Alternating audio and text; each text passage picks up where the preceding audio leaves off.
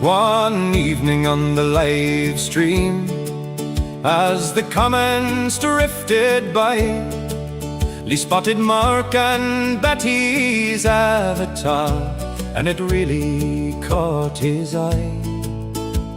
He pointed at the little face, and his smile grew nice and big. He said, "Now look at that. There's a cute little pig." Betty, sweet Betty, is not a pig. Poor Lee couldn't tell because the picture's not big. That Betty, sweet Betty, is not a pig. So now we all know, and we'll sing it nice and big. Betty, sweet Betty, is not a pig. Betty's human laughed and said, "No, Lee, she's a dog, can't you see?" Well, that's all it took for us to laugh gleefully. Poor Betty was traumatized, or so the story goes. Now every time her picture pops, the whole chat always knows. Betty, sweet Betty, is not a pig. Poorly couldn't tell because the picture's not big. That Betty, sweet Betty, is not a pig. So now we all know, and we'll sing it nice and big. Betty, sweet Betty, is not a pig.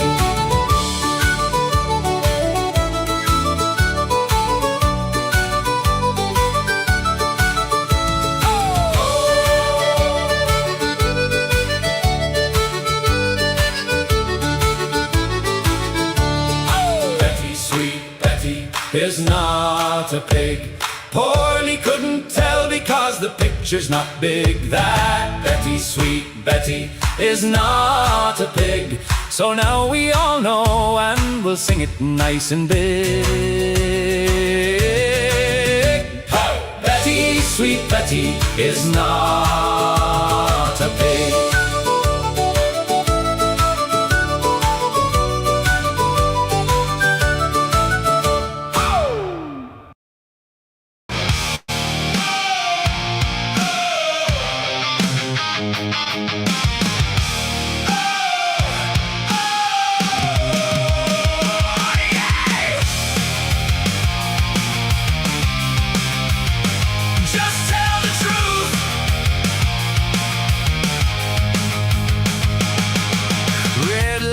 On the 6 o'clock screen, everybody talking but they never say a thing. Files all sealed while the people scream why. Truth gets buried while the headlines multiply. Gag order shadows cover up the stain. Public trust dying every single day. Backroom deals with a courtroom grin. Justice ain't blind if the money walks in. Plea deal, signature, stamp and repeat.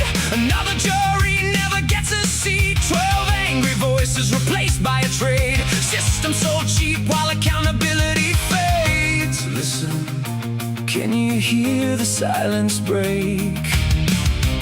Listen, how much trust can people take? Hey, hey, just tell the truth tonight. Hey, bring it all into the light. No more secrets, no more walls, no more shadows in these halls. Devil's advocates in the crowd tonight, saying truth and transparency are a public right. Just tell the truth.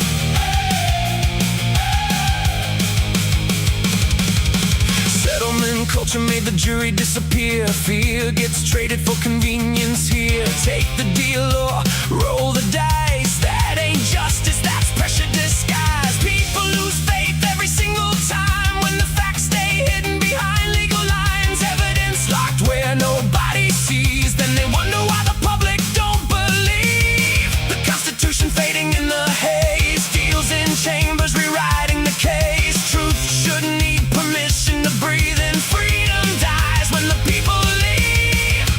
Listen, You can't build trust with closed doors. Listen, people know there's something more. Hey, hey, we remember names. Hey, hey, we remember pain.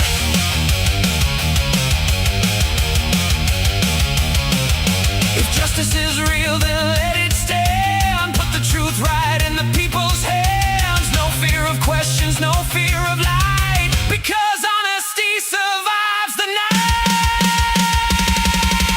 Hey, hey, just tell the truth tonight. Hey, bring it all into the light. No more bargains, killing rights. No more hidden evidence fights. Devil's advocates, raise your voice tonight. Truth and transparency, restore the public trust tonight. Hey, hey, just tell the truth. Hey,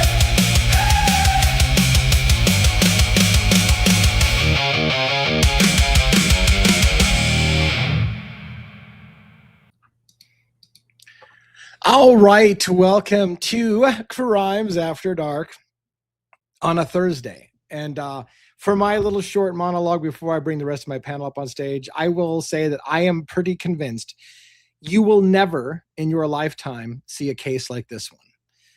Idaho 4 has become the strangest, the most bizarre, the most disgusting, vile pursuit of justice I think I've ever seen. This is getting out of hand. And now we have one man seemingly waging a personal war to convict Brian Coberger if there ever were to be a retrial. So he's already been convicted, but yet one man seems to be hell-bent on waging a personal war to convict Brian Coberger in the court of public opinion once again before he even wins the possibility of having the trial that never happened. And meanwhile, you have one side saying, we really want that trial, put him to death, we want the trial, put him to death. And the other side, one man is trying to do everything he can to make sure that trial doesn't happen by making sure everybody in the world knows what happened before there's a trial so we don't have one. This is the most insane thing I've ever seen. What we're going to do tonight is we're going to play a video that I have not watched. It's Brian Enton with Cy Ray, the guy who said he would never do another interview ever again. Custody Queen's got the only interview. That's it. I'm done. And then he's on with Jesse Weber. And now he's on with Brian Enton. And now he's fucking talking to everybody he can to tell you, I can put Brian Coberger in the house. He was there multiple times. He was in their living room. I got him stalking Maddie. All the things that they said they couldn't prove in court. When Bill Thompson stood up, he was full of shit. All of it, I could have proved all of it if he had asked me. Because I can put Brian Coberger there. I know he stalked Maddie. All they had to do was ask me, but they didn't. So I went for the defense for a little bit. And consider this for a moment. Turvey, the defense expert, comes out and says something that actually seriously challenges the facts. And Ann Taylor loses her shit and rips him out publicly. Cy Ray, her defense expert, comes out and shits all over Brian Coberger and says he should be in jail, and she's silent. What the fuck is going on? This case is the craziest case I've ever seen in my life. Hands down. So anyways, I'm going to assemble my crew. Robin and One are going to join me tonight.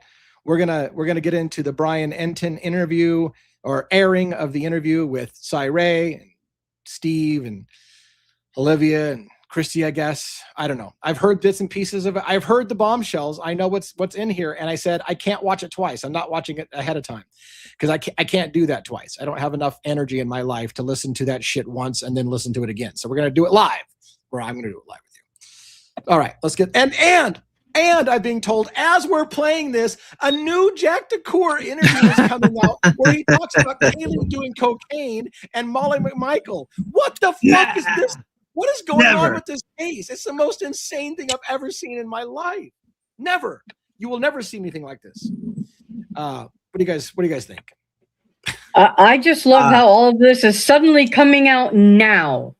Yes. For how long all this stuff has been kept under wraps. Now all of a sudden, I find that highly suspicious. I don't understand. I don't understand what's happening yet. I feel I'm a fairly smart guy. I think I'm going to figure out what's going on, but I haven't figured out yet. It's happening so fast. My brain can't process. I'm like, what the fuck? Like right now, all I'm in is a reaction mode. It's like, what? Yeah. And I'm going to take some time. We're going to figure this shit out because right now I'm just in pure reaction mode, but I will get there. We will figure this shit out. You may. Yeah. You sure you don't have a cup? You need a cup of some strong whiskey, some strong sauce. I'm telling you. I know. I don't know why I'm succumbing myself to having to go through this a second time, but I I don't know why. Say, but no offense, than but I you're not am, as wise as me because I couldn't do it twice. I'll tell you that. Wisteria told me try not to pop a vein on tonight's show. See, I didn't even know if I have the energy for that shit. Like everybody already says, "Oh, Lee's gonna burst." I don't want to have an aneurysm on screen, but I feel like this is where that's gonna go. Right. All right. Are we about ready for this? I have my monologue. I got. Oh my yeah, monologue. you got a monologue. Yeah. Give us a monologue to get you ready. To get you ready. Get you. Oh yeah, for that's those all of you I don't need. know. I'll give you some little sneak peeks. All right. Is it good to be alive in the den on a Thursday night? Oh, wrong person. Yes. I don't even know how to fix it. There we go. How's this? Juliana Jackson, my beautiful wife. Love you guys. Always. Here we go. There are moments in every investigation when the evidence appears to shift.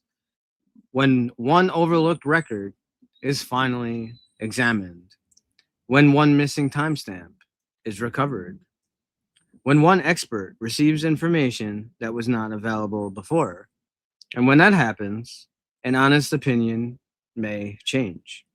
But tonight what we are witnessing does not feel like a simple adjustment. It feels like an earthquake. Because one of the most important defense experts in the Idaho 4 case is no longer merely criticizing the state's investigation. He is no longer simply identifying missing records, faulty maps, incomplete analysis, or investigative shortcuts. He now appears to be constructing a case for the prosecution. And the questions hanging over all of it is painfully simple. What changed? Welcome to Crimes After Dark. Tonight, we return once again to the shadows surrounding 1122 King Road, where 4 young lives were taken and where the truth has remained buried beneath sealed documents, conflicting experts, shifting narratives, incomplete investigations, and questions that refuse to die. Madison Mogan, Kaylee Gonzalez, Xana Conrodal, and Ethan Chapin. 4 victims whose names should remain at the center of everything. Yet once again, we find ourselves staring into another contradiction. This time, the contradiction comes from Cy Ray.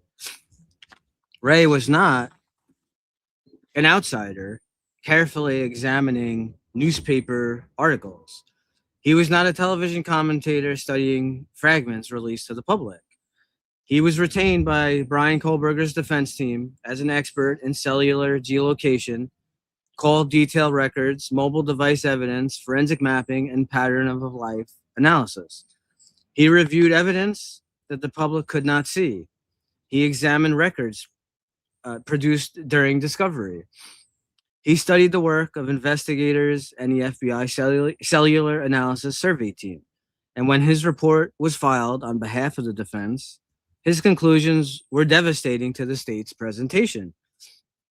Ray alleged that significant portions of cellular evidence had not been properly analyzed. He argued that the investigators had failed to map enormous amounts of available data. He questioned the accuracy of the routes presented in the search warrants. He said critical information had been omitted. He accused investigators of creating a misleading timeline. And most importantly, his report stated that based upon the information provided to him at that time, he could not identify a period when Coberger's device occupied the same specific area as the victim's devices. He could not identify a consistent pattern showing that Coberger frequented the same locations as Madison, Kaylee, Xana, or Ethan. He said the geolocation evidence he had reviewed did not demonstrate an association between Coberger and the victims. Those words were not whispered during an online live stream. They were not tossed casually into the true crime furnace. They were contained in an expert report prepared for a man facing the death penalty. But now the same expert is telling a dramatically different story. Syre now says there were multiple collisions between Coberger's phone and the victim's phones. He now says Coberger's device traveled with devices belonging to people from King Road. He now describes the phones moving from the area of the house toward the nearby A&W, that's the gas station, and returning together. He now claims that Coberger's phone repeatedly intersected with Madison Mogen's phone at different locations. He now believes Madison was the intended target.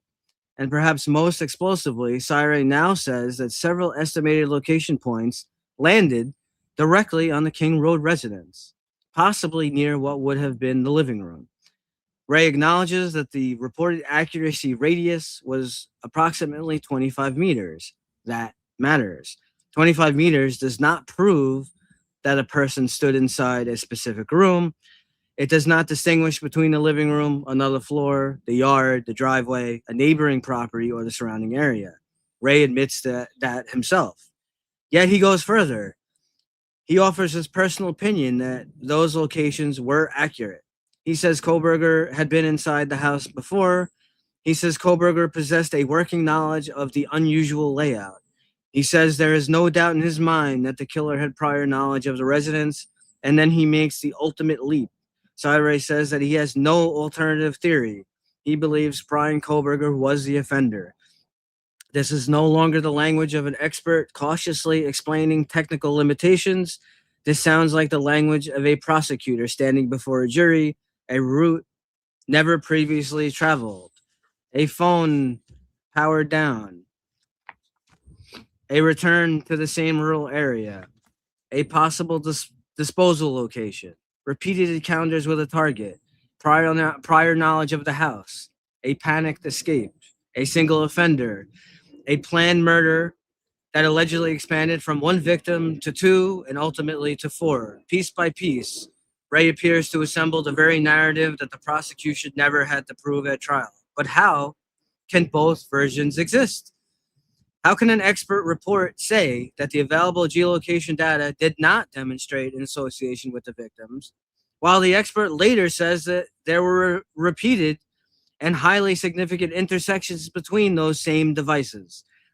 How can the report fail to identify pattern of shared locations, while the interview now describes a pattern involving King Road, the A&W gas station, Pullman, and an apartment complex near Coberger's residence? How can the original defense expert now claim that the evidence becomes overwhelmingly stronger against the defendant when all 6 months of records are mapped? Was additional evidence discovered after the report was completed? Did Ray receive a more complete data set? Did he personally conduct new analysis after the plea agreement? Were different accuracy measurements applied? Were previously unreliable AT&T location estimates suddenly treated as reliable? Was the opinion formally amended? Was a supplemental report created? Were the defense, prosecution, and court notified that the expert's conclusion had materially changed? Or are we watching an expert reinterpret the same evidence through a completely different lens now that there is no longer an approaching trial? An expert is permitted to change an opinion. Science demands that conclusions remain open to new information, but a changed opinion must have a visible bridge connecting the old conclusion to the new one. It must show the additional records, the revised methodology, the new calculations, the corrected assumptions, the specific locations, the timestamps, the accuracy radiuses, the complete mapping files, and the limitations. Without that bridge, an opinion does not merely evolve, it transforms. And tonight we must also ask an even darker question. Is Syre now working for the prosecution? To be clear, this interview does not establish that the state of Idaho hired him, retained him, paid him, or designated him as a prosecution expert. But his public position now appears almost entirely aligned with the state's ultimate conclusion. He is speaking directly with members of a victim's family. He says he offered to brief the FBI about weaknesses that could have been exposed during cross-examination. He describes evidence he believes proves Coberger's guilt. He identifies a target. He proposes a stalking theory. He describes a murder sequence. He theorizes about the disposal of evidence. He argues that one offender could have committed the murders within minutes. And he speaks with absolute certainty about matters that were never tested before a jury, that may not technically make him an agent of the prosecution. But it raises serious questions about the boundaries between an independent expert, a former defense consultant, a law enforcement trainer, a public commentator, and a potential future witness. Because Ray was given access to defense materials, he reviewed internal evidence. He communicated with defense attorneys and other experts. He was exposed to defense theories, weaknesses, questions, and strategies. So where does his duty of confidentiality end? What information belongs to the public record? What information came from discovery? What information came from private defense communications? And what information can legally and ethically be discussed? And what happens if the state someday attempts to use his new conclusions against the very defendant whose defense gave him access to this case? Would the defense seek to disqualify him? Would his prior prior report become the centerpiece of cross-examination? Would every changed conclusion be placed before the court? Would the jury be shown that the same expert who once said the data did not demonstrate an association, only to later describe repeated collision and prior entry into the house? And what would Cy Ray's answer be? Perhaps he has a legitimate explanation. Perhaps he analyzed records after the report that fundamentally changed his conclusions. Perhaps the report was limited to specific data, dates, or methodologies, while his current opinions rely upon a broader pattern of life investigation. But if that is what happened, then the public deserves more than certainty. The public deserves the timeline of the transformation, because this case has suffered from too many conclusions presented without the complete road showing how investigators arrived there. We have been told to trust the process, trust the prosecution, trust the defense, trust the FBI, trust the laboratories, trust the experts, trust the plea. But trust is not evidence, and confidence is not mythology. Tonight, we are not declaring Brian Coberger innocent. We are not declaring him guilty. We are examining the credibility of an expert whose words may someday matter in a courtroom. Because when an expert changes direction, this dramatically, the answer cannot simply be, I saw more evidence. Show us what evidence. Show us when it was received. Show us how it was analyzed. Show us whether it was included in the original report. Show us whether the conclusions were formally revised. And show us where technical analysis ends and speculation begins. Because somewhere between Cy Ray's original report and this new interview, the story changed. The defense expert became one of the loudest voices arguing for guilt. The man who once attacked the state's mapping now uses mapping to place Coberger near, around, and possibly inside King Road. The man who once documented no identifiable association now describes repeated encounters with Madison Bogan. The man who exposed weaknesses in the prosecution's case now appears to be completing it for them. How did we get here? Was this the natural evolution of an expert opinion? Was it the result of newly analyzed evidence? Was the earlier report incomplete? Is the present narrative overstated? Or are we once again watching certainty race far ahead of what evidence can significantly prove? Tonight, the darkness does not come from a house on King Road. It comes from the distance between two versions of the truth. And somewhere inside the distance lies a question no one should be permitted to avoid. Cy-Ray, what exactly changed? The den is open. The questions are waiting. And tonight on Crimes After Dark, we follow the evidence into the contradiction, because here we do not choose a narrative and force the facts to fit inside it. We question everything, we follow the evidence, and we never look away simply because the truth has become uncomfortable. And with that, live from New York, it's Thursday night. You're muted. You're muted. You're muted. Nope. You're Still still muted. muted. You're still muted. Hey, There we go. Out now. Now, Good. yes. You're good. You're good. All right. Well, I'm not going to try to say this as I said so, but I did tell people, be careful what you ask for when you say, I can't wait till we release Cy-Ray. He's going to tear. And I said, Cy-Ray never said Brian Coberger wasn't the guy. He just said that what the data they're going to show is incorrect. Be careful.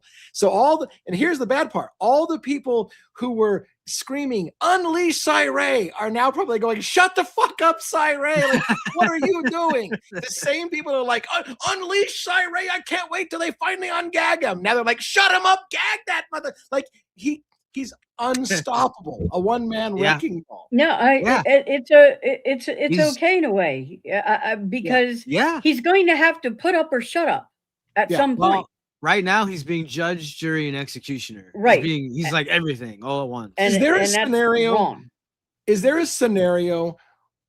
And this is super conspiracy theory sounding. So and you know how I try to avoid the conspiracy thing. But is there a scenario where, because Cy-Ray has hinted, if you listen carefully, we will get into this interview. We're going to play it very shortly. But where Cy-Ray hinted that they're going to get another bite at this apple, and that it's possible that a killer is going to go free because they screwed up the investigation, and people should be furious about that. Are what we doing right now is shaping a narrative that he did do it and he may walk, and somebody should kill him once he gets out, and then that way no one will ever look into who really did it. This is the guy who did it. You may have fucked up. He may walk. He was 100% guilty. He will walk, and you should be furious, and somebody should take out righteous anger on him. Yeah. When he walks. Is that what we're setting up as a scenario where he'll be executed as soon as he walks? If I'm not saying we're going to get to the point where he walks. Yeah. But is that what they're trying to set up? Is that if he does walk, somebody should just smoke him because he definitely was the guy and he just got away with it on a technicality? That's what it. I don't know. That's what it seems like. It's pushing towards. It feels it really that way. is. Like Cy-Ray is like he has no problem. He's even answering some question. You saw like the other night. He was asked, "What does he think about like Ann Taylor and the defense or whatever?" He's not going crazy at him, but although wait till you hear this. Well, let's just get into it. But he does. It's very interesting. It's exactly what you like. He's like no holds barred now. He's like Coberger did it, and he didn't soft pedal it much with the custody queens, but he's getting more confident every day. He says Coberger did it. Yeah. Guys, thanks so much for checking. Right. Do you have audio on that? Yep. We got it. Okay. There you go. Your favorite person. I know. Out my show. Really, really appreciate it. Appreciate everybody for watching and everybody who has subscribed. This episode it's different than any other episode I've ever done, and you're going to see why, the format. And it might be different than something I've ever done since I started being a journalist, and I'll explain that in a second. But I'm talking to one of the Brian Coberger defense experts, someone who worked for the Brian Coberger defense team when they were getting ready.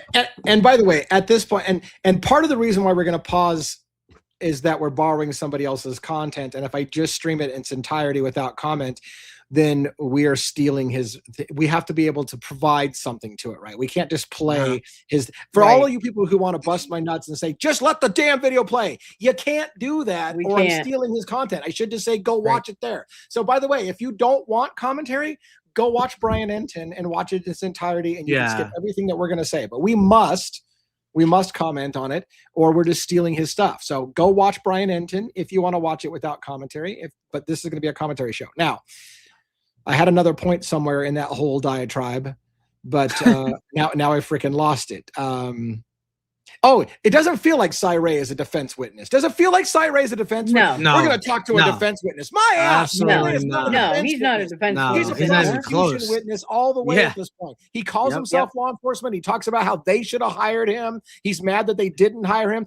Brian Coberger, we wouldn't be in this mess if he had hired me from the first. He's not a defense expert. Why are we calling him and that's what they want to spin this as. Look, even the defense is turning against Brian Coberger. Yep. He was never a fucking defense expert. No. He was a law enforcement officer who always testified on behalf of police and wanted to in this case, but they spurned him and didn't bring him on. Yeah. So he gave him a thumb in Exactly. the eye, and now he wants back on their side. I think that's what exactly. Honestly, from what we've seen, just real quick, and I know we'll get into it.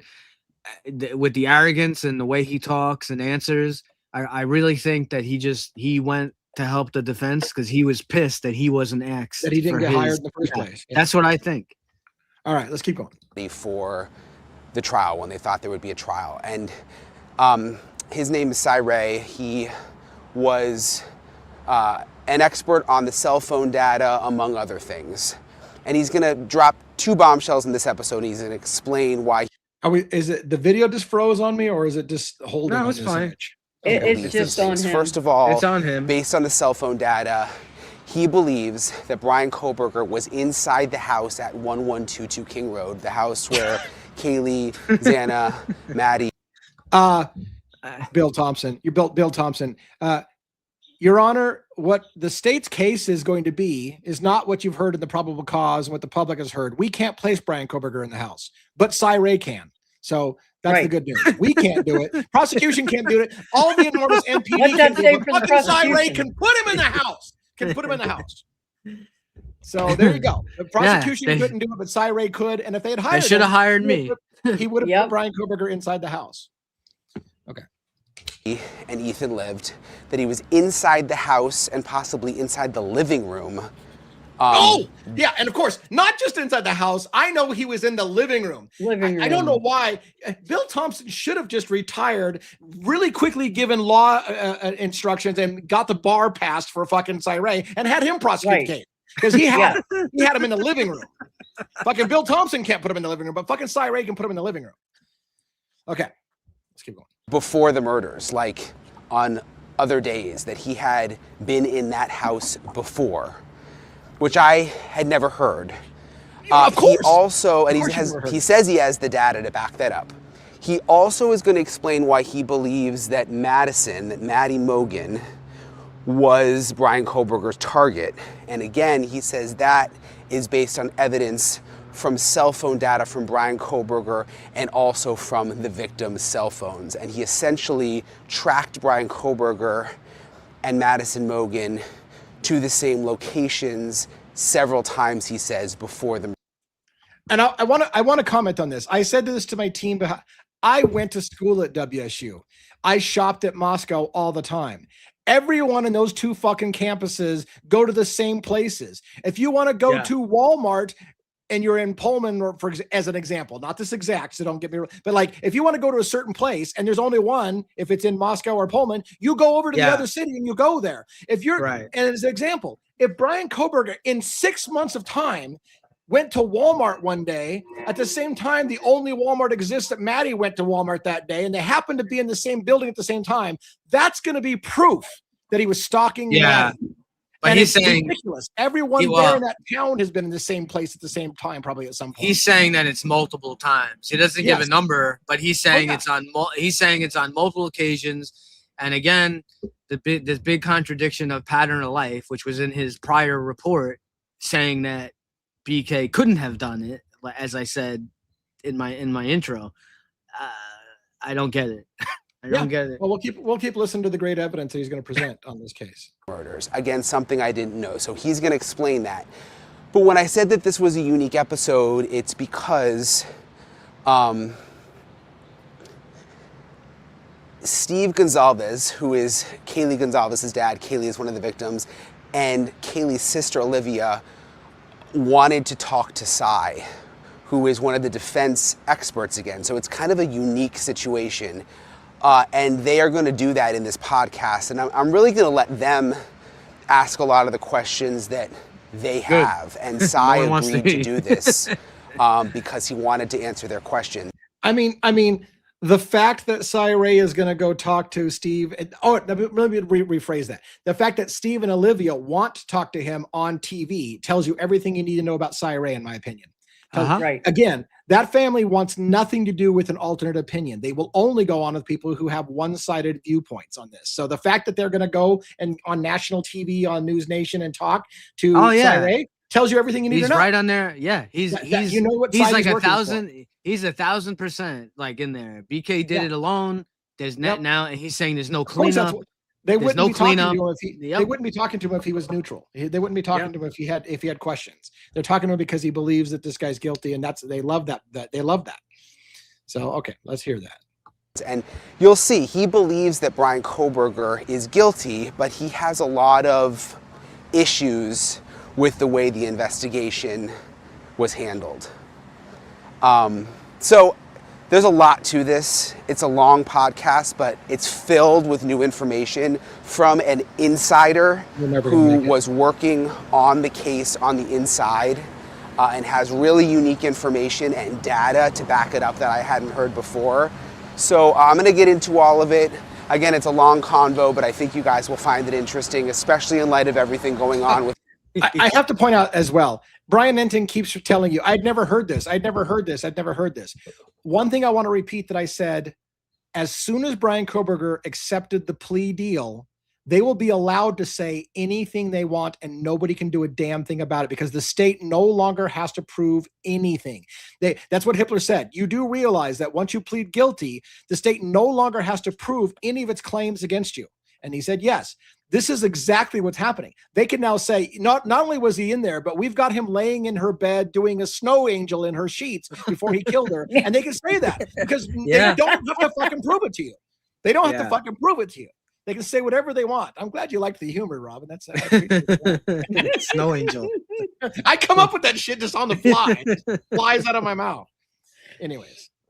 Well, Brian he was Coberger naked. He was naked. He's innocent. So I want you guys to hear the whole thing in this episode of Brian Enton Investigative. Being a member for 11 months. That's awesome. Thank you.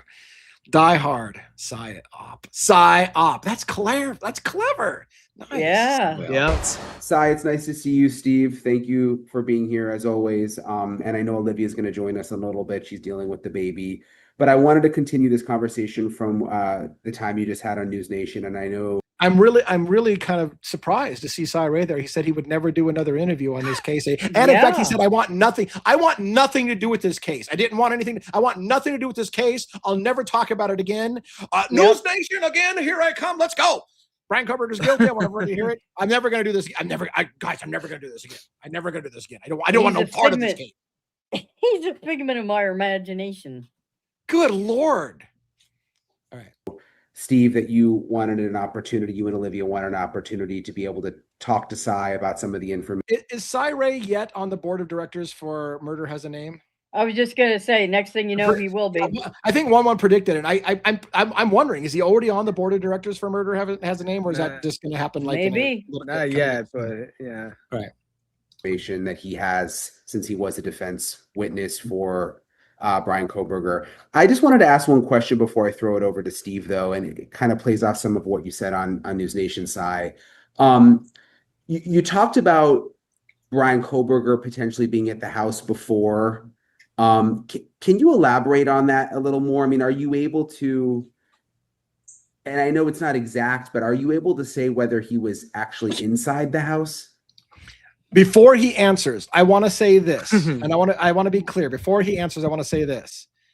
For those who don't think I keep an open mind and I'm biased and I'm a pro-burger and Coberger's my hero and I worship him and all of that fucking bullshit that we have to listen to. No, I am open-minded. I am willing to listen. If he's got but what he's going to do, I've already been told, is he's going to run his mouth about a bunch of stuff we don't get to know. It's just him saying he's got that. So if he does have it, that'll change a lot. It'll change my opinion if he has it. And if it gets shown in a court of law and we get to see it. But if he just runs his mouth about stuff we never get to see because there's never going to be a trial, then I don't want to fucking hear it, because he can't prove any of that. He can just run his mouth and say anything he wants. So I totally, what I'm saying is, when he gives his answer, I'm going to be, in my mind, playing devil's advocates with my own thing. Maybe he's right. Maybe they do know Brian Coberger was in the living room. I'll listen with an open mind. Exactly. But I need to see it more than just his opinion running his mouth and trying to shape the narrative. Yeah, so I'm gonna be a little bit more responsive on these questions and drag it out a little bit. So if I'm going on and on, stop me. Yeah, and you can do that on this. We have unlimited time, so feel free. Thankfully. Yeah. Yeah, and 100%, like, I'll make myself available to the family, by the way, 24/7. Like, if you guys have follow-up questions going forward, by all means. When I heard that you guys wanted to have this conversation, I want nothing to do with this case, but I'll make myself available to the Guns offices 24/7. In fact, do you have a board of director position open for me on Murder Has a Name? I'd like to just help you out every single day as an advisor. Okay. It meant a lot to me, and I was like, oh, finally, I can talk to the victim's family, because I've spent my entire career advocating for victims' families. I've done a lot of stuff with parents of murdered children, and this is a very hard place that it started out trying to be at, and I really appreciate you guys reaching out. And anytime you have questions, I'll give you my direct number. By all means, feel free. You guys can hit me up anytime. Thank you. But Especially for that direct. what I want to cover on that piece is, he should probably wipe off the corner of his mouth. Yeah, Anyways, probably. when we start looking at the house itself, there's a couple different things we can look at. AT&T has a very specific report, and it's called Loctebor. And I know it sounds like a silly word. It's LOCDBOR, Loctebor, and it's location database of record. This will include estimated latitude and longitudes, and they range from 25 meters out to 3,000, 30,000 meters, so they can get very big. Historically, there's accuracy issues with this report. So if you just take all the data and you throw it on the map and you think that's accurate, you're going to have a lot of problems. A really good example in this case is there's a time when Brian goes up to Seattle, and one of his Loctebor hits shows him in New Orleans. So that gives you an idea of the accuracy issues. There's two factors, and like I said, I'm gonna pile on a lot of data. Yeah. So, but when it shows them in their living room, that's fucking dead accurate. But when he's in New Orleans, when he's really in Seattle, that just happens from time to time. But when he's in the living room, that's where he really is Right. Yeah. For you guys, the next thing that comes into play is the actual handset, the phone itself. iPhone actually restricts a lot of third-party apps and even the mobile carrier to some points of getting precise location data, which a lot of people don't realize. If I try to ping a phone, that phone ping can actually be screwed up by Apple itself, to instead of getting this nice, neat little GPS, I get this 5,000 meter GPS range, and you can be anywhere in that 5,000 meters. Samsung, on the other hand, is a very chatty phone. It's preloaded with all kinds of silly apps and ridiculous monitoring. If anybody's ever had a Samsung, when you first power that thing up, like, there's Damn, I'm gonna have to go get an iPhone now. I know. 100 apps on that thing. It's good for law enforcement, because when we get a phone that's a Samsung phone, it's typically very chatty on the network. We're going to see a lot more connectivity. Samsung's also unique that if I do certain things with certain apps that require location data, such as GPS or navigation, that accuracy from the 3,000 or the 5,000 meter ranges come down to 25 meters.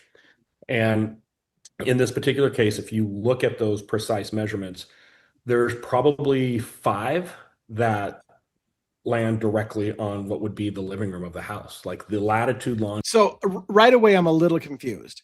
When Coberger went to Seattle, it showed him in New Orleans, but he has a Samsung phone, which makes it accurate to 25 meters. So he was at the house. So does Coberger have an iPhone, or does he have a Samsung phone? Because it sounded like he just said he can accidentally get reported 3,000 miles away if he's got a, I'm not even. I believe he has a Samsung. Samsung. It's a Samsung. Unless he has another phone. Is the physical house itself. And, if you put the house back on the map and you map those, the hits are inside the house. Now, I'm going to let you keep explaining. I just want to make sure I understand correctly. So, because I haven't heard this before. 25 meters is not guaranteed in the house, but anyways. So you're saying, based on the data you saw, the latitude, longitude for Brian Coberger's Samsung was in the living room?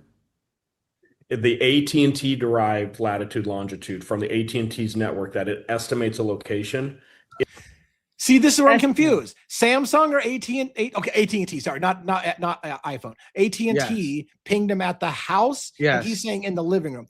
Yes. Okay. All right. I'm listening. That's what he's saying. Yeah. It lands in the house, and it's a 25-meter range. So, we're talking 75 feet. So it could be anywhere in the house on any floor. It could be outside the house for that kind of Right. range. He could be It's in the not like parking that house lot is behind the big. house. Yeah. But he could be in he could be in the Queen Apartments. Okay. Yeah. Does say that? Okay. He does say It could technically be outside the house. It could He be on the says- property, but it's showing in the immediate area. My personal opinion is when I look at those and I map what's happening before and after, and I'm looking at all the other evidence, I think these are accurate locations. And that's, and to Steve's point earlier, this is why court, I think, is so critical for this case. That's an I do want to point out, I know I'm beating a dead horse, and we are trying to play devil's advocates because this narrative shaping, this is the reason why we spend so much time in the narrative shaping. It's his personal opinion Brian Coberger was in the house. Yep. It's not a fact. He's not saying it's a fact. He's not saying the fact shows. He's saying it's my personal opinion. When you look at all the things combined that I looked at, my opinion is he was inside the house in the living room. That's his opinion. And yeah, he's an expert. But because you have to give it a 25-meter. The range. Yeah. You got to give it the range. So argument to be had in front of the jury where the defense would come in and say, hey, you can't reliably say this. And the prosecution would say, here's why. When done right, I feel that they're reliable. So when you say accurate locations, you mean you believe based on your expertise that he was inside the house on previous occasions? So I'll qualify a handful of things tonight. And again, Steve, any questions that later on, by all means, hit me up. I'm more than happy to pour over anything you want to. One of the things the defense did with me early on in this case is they got outside of the GO. You're right about one thing. You mentioned, Robin, he spends a lot of time looking away from the camera and not making eye contact, and does a lot of this. Well, let me make one thing perfectly clear: is I don't look at it's a weird body language. I mean, he does come back and look at the camera, but he spends a lot of time looking away from the camera when he's going through his long descriptions. Location data, and they said, hey, as a former homicide cop, as a homicide sergeant, as a supervisor that supervises these type of investigations, we're interested in anything you can find. And they poured tons of data over. Why that's important too is it's not just the phone stuff. There's a lot of stuff inside the crime scene and things that I reviewed in the crime scene. I 100% believe that the offender, who is Brian Coberger, there is no alternative theory in my head at this point. There is no other. He's been in the house before. I think there's absolutely no doubt he was familiar with the basic layout of the house. I'm not saying he was intimately familiar with the entire house, but he had a working knowledge of the house. And that is necessary. That is necessary for Cyree and the prosecution to believe, because you get to the whole, how can somebody have killed 4 people on 2 floors? That's a complex house. And so the answer is it wasn't complex. He'd been there. He knew the layout. He had to be familiar. And they have to have that be the narrative. He knew the house well. He had been there multiple times. He knew the layout. That's necessary so they can get the timeline the way it is. The house is laid out very weird. I've been through the house. The path that was taken, what we see is what occurred in that house, him coming and going from the neighborhood. There's prior knowledge. There's no doubt in my mind that there's prior knowledge. So that also helps support some of this. One thing I want to kind of circle back to, Brian, and Steve, you'll find this in my report. Again, I have to ask, why is it after years, the prosecution and law enforcement couldn't place Brian Coberger in the house, literally said, we have no evidence whatsoever. They even said in the press conference, we tried really hard to find any connection between him and the victims, and there just isn't any. We don't know how he picked the house or why he was there. We don't know anything. And Cyree tells us, we absolutely know why he was there. He knows everything. Who he was stalking. He'd been there multiple times. He had cased the house. How come they didn't know that? How come they didn't know that? Right. How come only he knows it? Anyways. And it took me weeks to get the defense to allow me to put this in my report. They didn't want me to put it in there. There are third-party databases that collect what is called MAID ID, so mobile advertiser ID. And you guys have all experienced this where you've searched for, I don't know, a pair of shoes. You've Googled a new pair of shoes you think you wanted. And then 2 days later, you're surfing the internet and some ads are popping up for those shoes. That's based on your mobile advertiser ID. It's a unique number, but there's third-party databases that collect that. And typically when they're collecting that type of information, it gets a latitude longitude stamp with a timestamp. So we can actually see. Law enforcement can access those databases. You have to have a search warrant. There's a process to go through. In my report, what you'll find is it's towards the very end of it. I actually lay out that, hey, there's more than reasonable suspicion here to believe that this phone has been inside the residence or very close to the residence on these dates. Typical. Yeah, and this person right here is saying it's not in his report, he's lying. And I'm curious. He says it's in my report. I say he's been in the house on multiple occasions. I didn't see it in his report. That maybe is there still a part that's gagged that we haven't seen? Yeah. I never saw Cy Ray saying that. No, we got his report. We got his report. Yeah.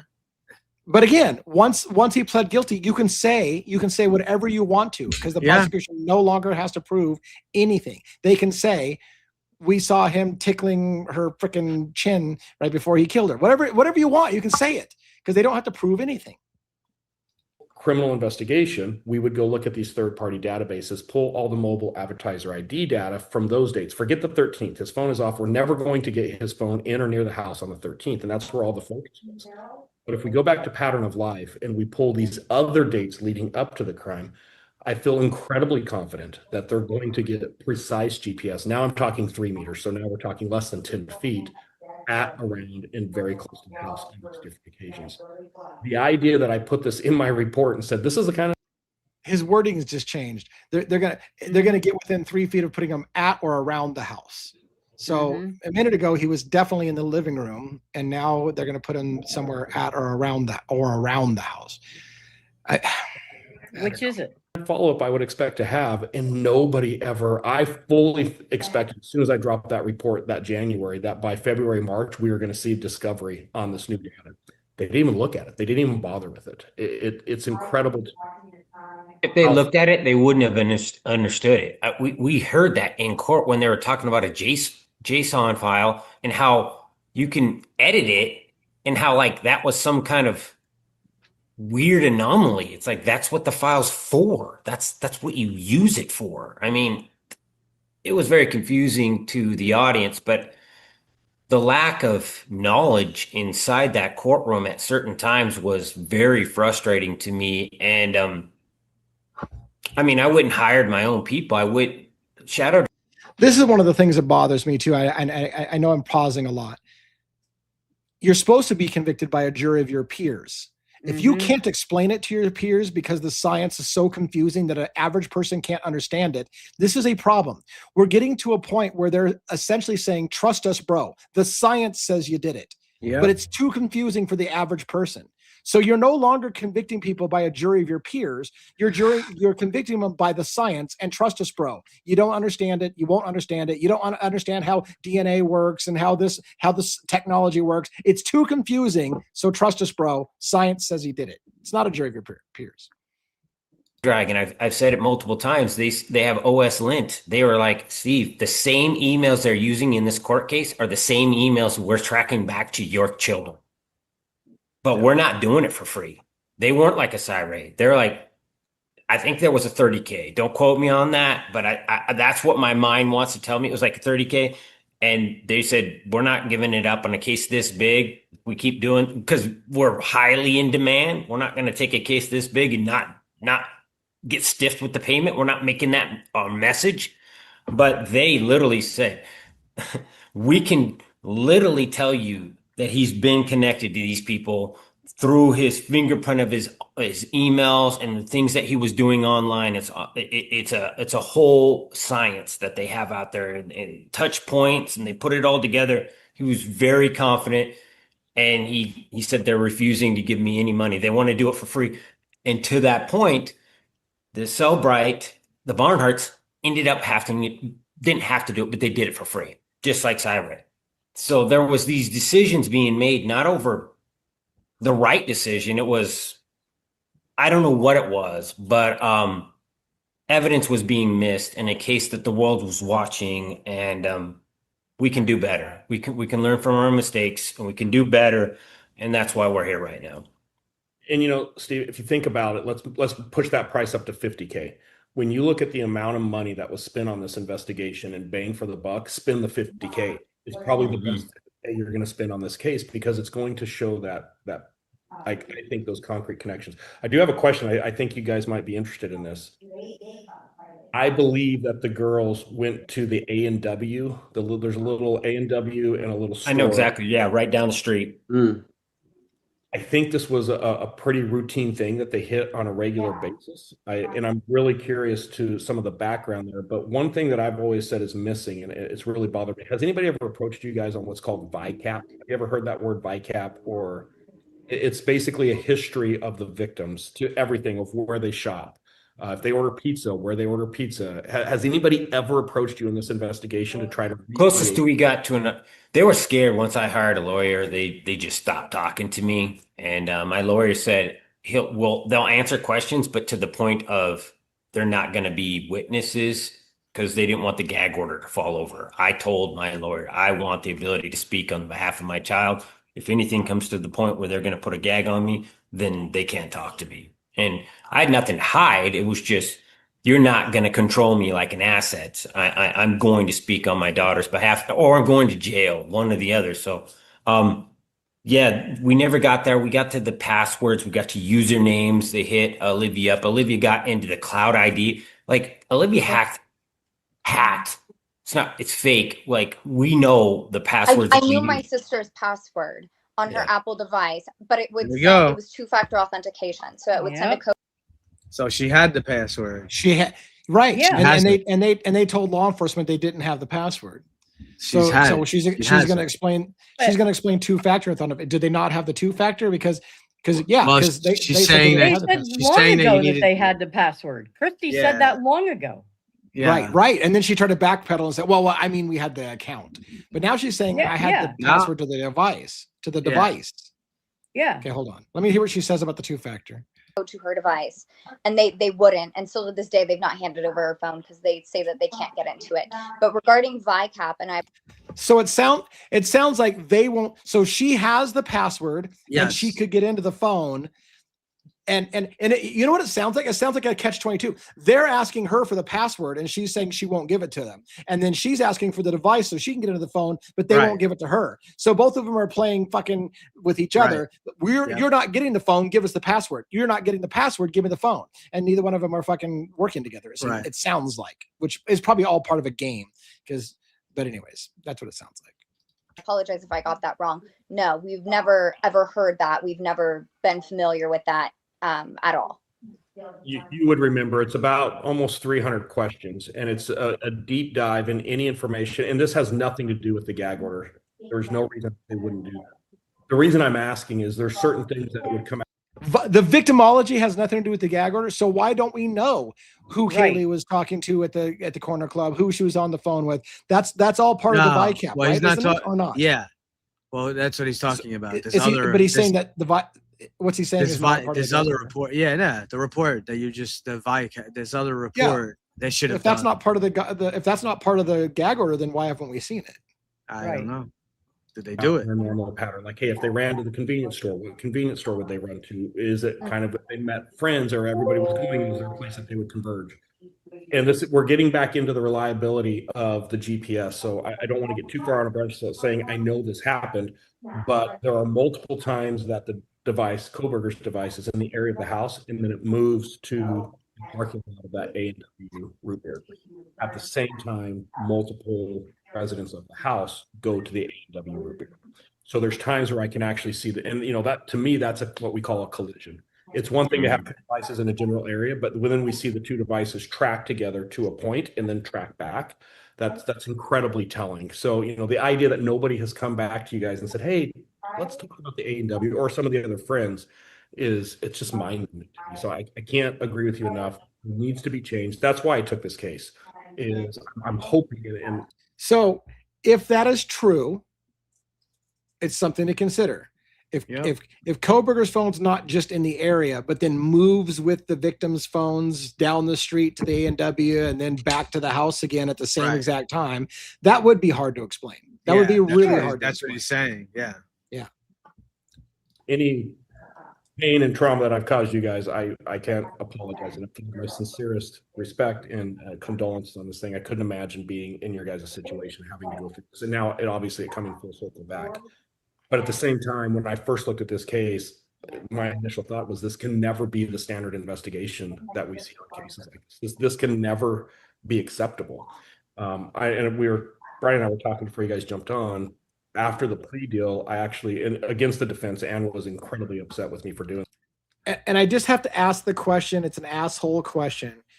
But Cy Ray left law enforcement to start his own company to provide a tool for law enforcement that he wants them to use. So he's pitching his product right now. We can never let this happen again. If they used my tool, you would have caught him. So this can never happen again. Everyone needs to buy my software and my tool because I would have caught him. And isn't that a little self-serving to say, yeah, it's a sales pitch. This wouldn't have happened if you had used the tool that I made. So let's never let this happen again. I'm going to make an example out of this. You all need to buy my tool and use my tool. This, but I've created a 1 day debrief that I've been going around the country for free, providing to law enforcement. And for you guys, hopefully this helps a little bit. We've had an incredible response from law enforcement. The service you guys got on this case, the average law enforcement agency is appalled by. Since November, when I started teaching this course, we've had 300 agencies throughout the United States attended. So it's resonating. We're getting a lot of endorsement of, yes, we need to change these things. But it's funny. I don't know all the details, but it's funny. He brags about how he provides these training courses for free, but it's a sales pitch. It sounds like he's got a product he wants to sell them. So he comes in and does a 1-day seminar to show him his product. And he calls that, I do this totally for free. I go around to the country. No, you're selling your product. You're going to, that's what it sounds like to me. It sounds like you go to law enforcement agencies, not for free, but to make a sales pitch. Hey guys, let me show you what my software could do. This is how you can catch criminals. Buy my software. And then he's going to pass that off as, I'm such a great guy. I go all over the country teaching for free my class. No, you're promoting your software. Isn't that what's happening or not? I don't know. Yeah, that's exactly what this is. Wow. Really interesting to look at that. And that's a good sales like he literally he's a great salesman. He's pitching himself out as an altruistic guy who just wants truth and just wants to, I'm doing this for the good of, I'm going all over the country for you guys. I'm going to every law enforcement I can. I'm going to bat for you guys to sell my product to them because they need my product. All right. How much fell through the cracks on this case? So I have a quick question, and I hope that it comes across the right way. So my question is separating the murders and the burglary from the stalking. And as we know, the state never picked up stalking charges, but the FBI currently still has an active investigation. Do you think that some of those things were not picked up by the state? Did we know that? Did we know that the FBI has an ongoing investigation still going into the stalking part of this case? Did we already know that and I missed it? Nah, I don't know if we knew that it was still ongoing, but this is an important dialogue right here that she's asking him because this is basically the crux of the lawsuit. Okay. This is in the lawsuit, right? Yeah. Well, yeah, the stalking charges. Yeah. Right. Because of this separation, or do you think that this would have been something that would not have driven a charge or would not have been evidence of a charge that they were not actively pursuing?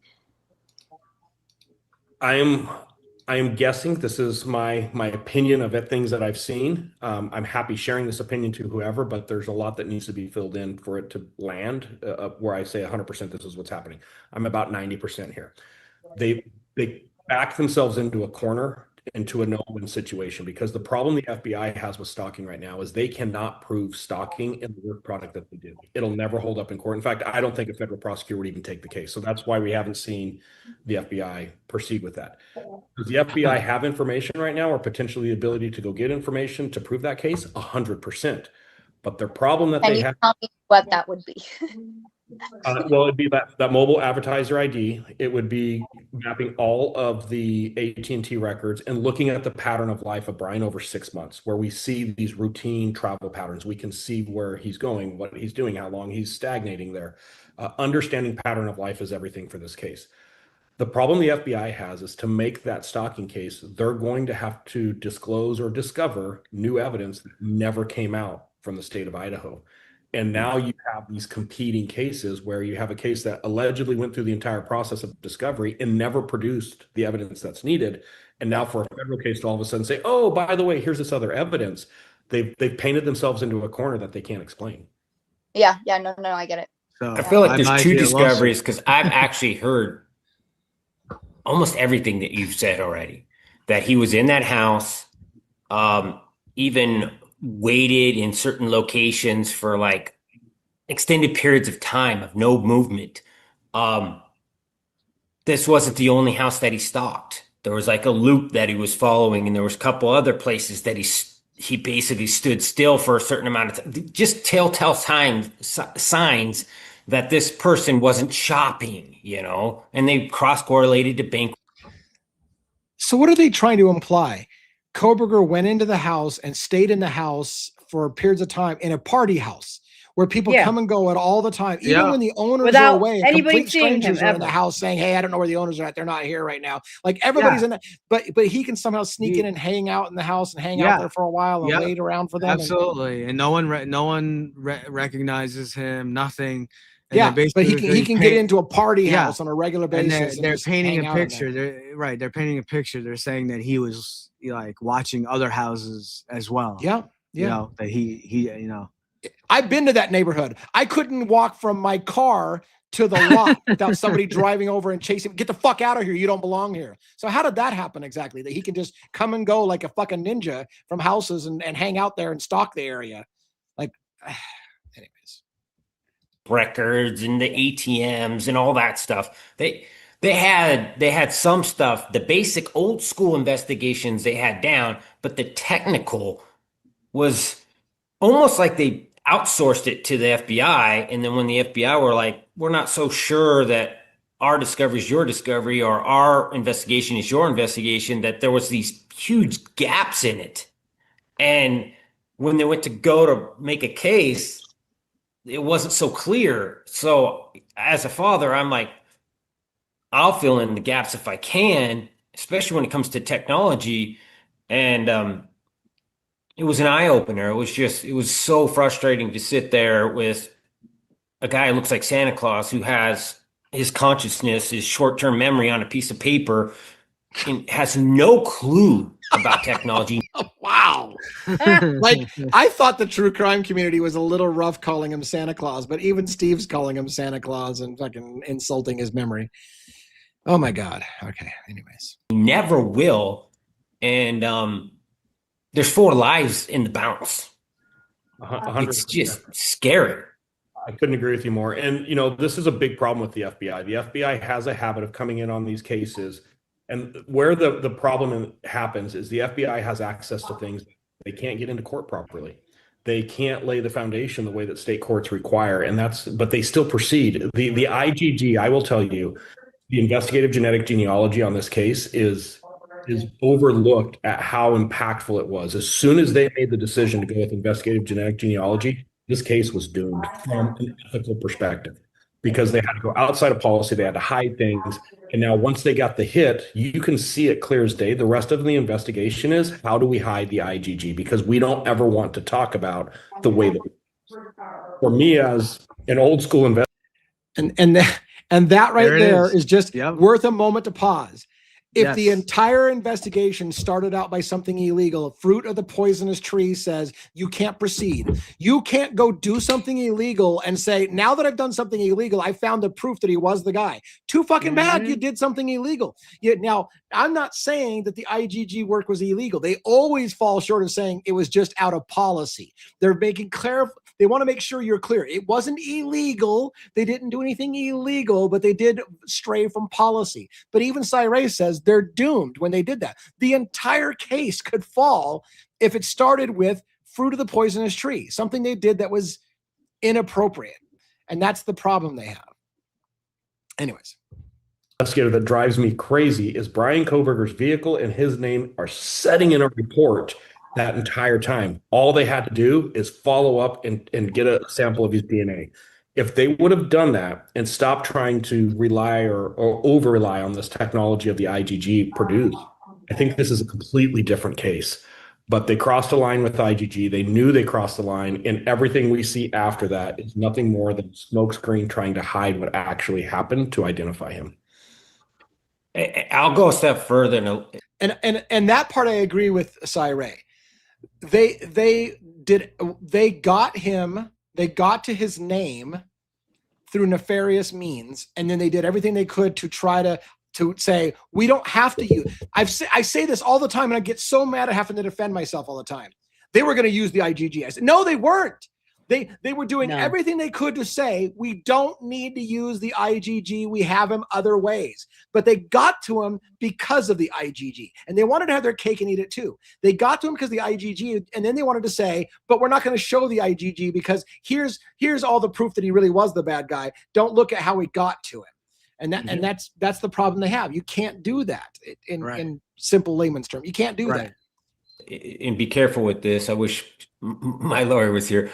The IgG was done in a scripted fashion of it works. We know how it does. They told me, the people that I've been around said, if we get it tossed out, it led to the dad.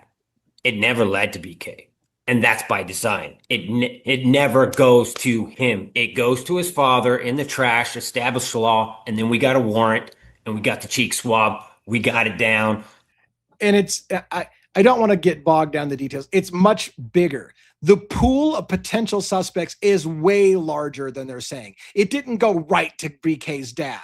It went to a massive pool of people, of which BK's dad was one of the potential people. That was one of the arguments they made. That's the further you have to go up to the tree to branch over to come back down to Coberger's tree, that makes a massive number of people potentially in that huge swath. And they picked one name out and said, this is the guy who's Coberger's dad. Anyways.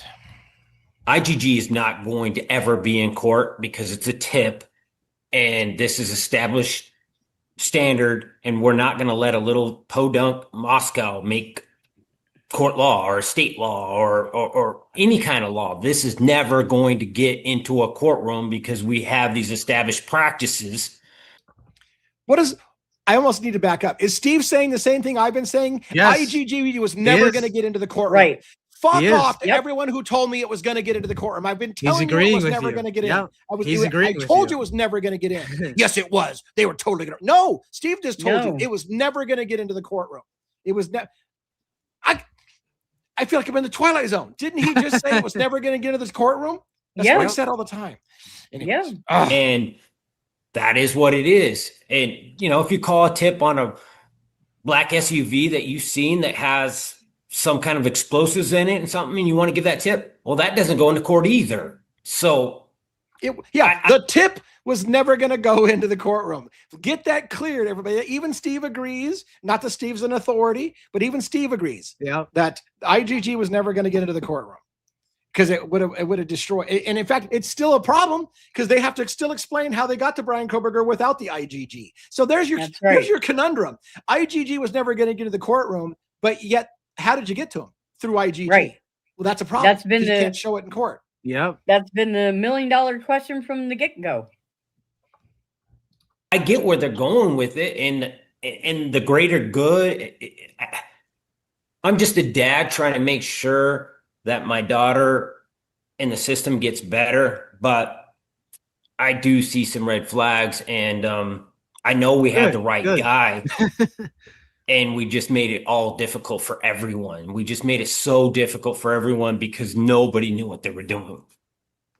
And go ahead. Sorry. Oh, no, I was just going to say, I think it's difficult for people to grasp that we can stand behind his guilt, but not understand or agree with everything that the prosecution and state did.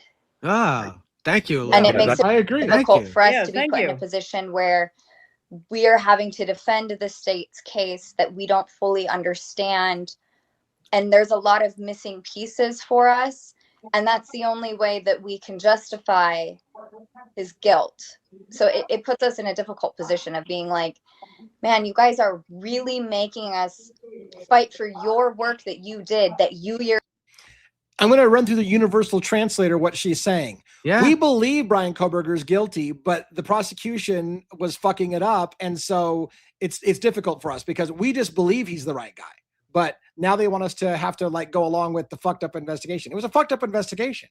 They even are admitting it was a fucked up investigation. Yep. But they believe in their hearts that he's guilty because people like Cyree, who are experts, are telling them he's totally the guy. Trust us. The science, you don't understand the science because they've admitted that. I don't understand it. It's very confusing. But Cyree say, well, I'm going to tell you, Brian Coberger was there and he was stalking your daughter and he killed your daughter. Absolutely 100%. So yes, they believe in their hearts that Brian Coberger is guilty. I believe that. That's sure. They believe that. But the investigation was fucked. And that's the part that they're having struggle with because what we believe happened and what they can prove are two different things. Yourself won't stand behind. That's a conversation that we have a lot as a family. Yeah, I can imagine. And, you know, Steve, with what you said, and I hate to put it in these terms, but it summarizes exactly what you said. The end result justifies the means, right? It doesn't matter how we get to him through IGG because we have all of these bailout plans that we feel we can protect ourselves. Anytime law enforcement takes the idea or the process or the methodology that the end result can justify the means, we're in trouble. Because what happened with that is that's exactly what they did. And I can give an amen to Cyree. The only thing at this point that Cyree says that I 100% agree with is the ends do not justify the means. It's not okay to break the law or do illegal shit because you know the guy's the bad guy, so we'll just make everything fit to make him go down for it. That's not okay. And Cyree at the moment seems to consistently say that. It's not okay to lie about things because you know that's the right guy. So they created the situation. They realized how impactful it was now. And now the next 4 months of investigation is nothing more than trying to hide what they did at the beginning. And that's why we see the phone records were never analyzed because they didn't need the phone records. The phone records for AT&T were nothing more than a smokescreen so that they could say, oh, look, we got this tip. We followed up on the phone. We found this. And oh, that led us over here. The phone records were never gathered as a true investigative tool because they already have the narrative written. And whatever aligned with that narrative because of IGG, they brought in, and anything that contradicted that narrative, they eliminated. Oh my God, I could not have said it any better. Yeah. Once they decided who the guy was, they fit all the evidence to him. They made the white car be suspect vehicle 1, and that's his car. They made the phone locations that's exactly what they did, Cyree. Once they decided who the guy was, they made everything fit. Yes, I agree. Thank you for becoming a member, Angel Heart. Appreciate that very much. Very, very cool. A really good point on this is they committed in the first search warrant to Brian driving east on 270. Everything, and it repeats itself, on 50 different search warrants that he traveled east on 270. Brian Coberger was never on Highway 270 that night, ever. He took a route north of the airport. He actually crossed 95 north of Moscow, and then he dropped back down south on the east side of Moscow. And that's why he ends up on Indian Hills, is he actually came from the east. And he did that because he's smart enough to know about the cameras. What drove me crazy in this case is when you see him go back. And by the way, the reason he went south is he panicked. Dylan saw him. He saw Dylan. Reasonable minds would say 911 is being called. And you can see in the video when he leaves, he's leaving in a hurry. If he drives back that same. Explain that shit to me. He gets seen by a witness and he knows that she's going to call 911. So he just, he's a murderer. He's a murderer that just slaughtered 4 people. Yeah. But it doesn't make any sense. Who can make identification and goes, I better get out of here. Why wouldn't you kill her? She doesn't know him. And why wouldn't you kill her? And it conflicts with their narrative because that is the whole thing with Xana. Xana heard a noise, right? And went up. Yeah. And then saw him. Now she's a witness. And then she ran back into her bedroom. Oh, Ethan is there. So he had to kill Ethan. but Yeah, Dylan but when Dylan somehow sees him, has he some- doesn't have to kill yeah, Dylan. Dylan has some kind of special vampire powers. Now all of a Yeah. sudden he realizes he has to get out of there because she's going to call 911. Do you understand the flaw Yeah. in his logic? Yeah. So he's going to say Xana saw something, so he had to kill her. Ethan saw something, so he had to kill him. But Dylan sees him and he's like, well, shit, I got to get out of here. She's about to call 911. Why wouldn't you just kill her? Right. You have time. It makes no sense. But it's a great story. He's telling a great story, but it doesn't Yep. make any logical sense to me. Same route. He's driving towards where Moscow PD is responding from. He's going to go right back towards the police department. So he has to go down south. And I will say this. Part of what Cyray's saying would make better sense than the prosecution story. If Brian Coberger did do the murders and he went north and east of Moscow and dropped in through a different location to avoid cameras, as he's saying, that would be relatively smart. Because we ask ourselves all the time, why would somebody so smart in criminology drive past his own car past a bunch of cameras? And his argument is Brian Coberger was smart enough not to take his car past a bunch of cameras. He was smart enough. But then he panicked when he got spotted by somebody. And that's where the argument starts to fall apart. So if you got spotted, just take out the witness. It's not like you don't kill people. You just killed 4 people, so kill a 5th person. Did he suddenly grow a conscience? Well, shit, I can't kill her. Like, why? If he's a killer, he's a killer. Why doesn't he just finish it off? And He's just going to run? And on top of that, on top of all of that, I know like Dylan says, like, oh, I guess you assume that he was on his way out or whatever. But if Dylan sees him, and then, like he says, he was all in a panic and that's why he raced out of there. So you would think then if he's all in a panic, wouldn't he most likely, someone that's in a panic like that, this person's probably calling 911. I got to get the hell out of here.